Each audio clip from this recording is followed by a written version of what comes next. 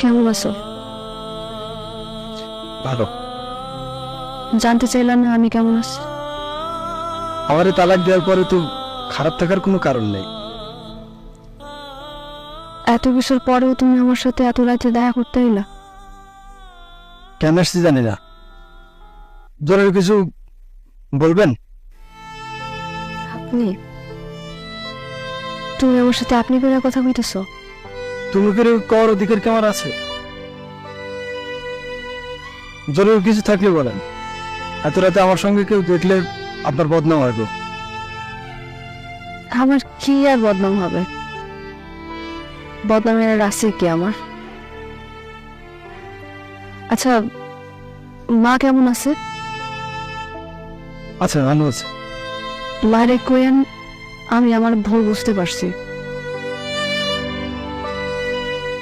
তার কাছে আমি ক্ষমা চাইছি। সে যদি পারে আমার জন্য ক্ষমা কইরা দেয়।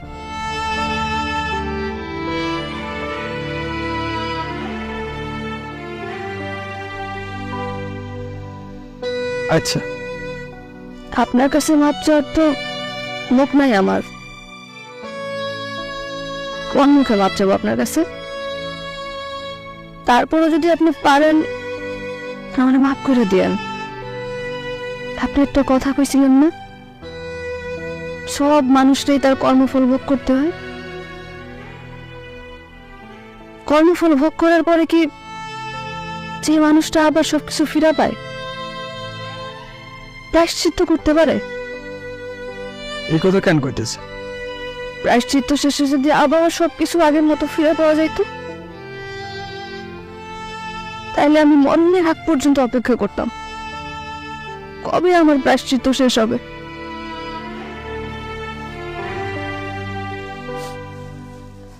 আমি যাই, ভালো থাকবে।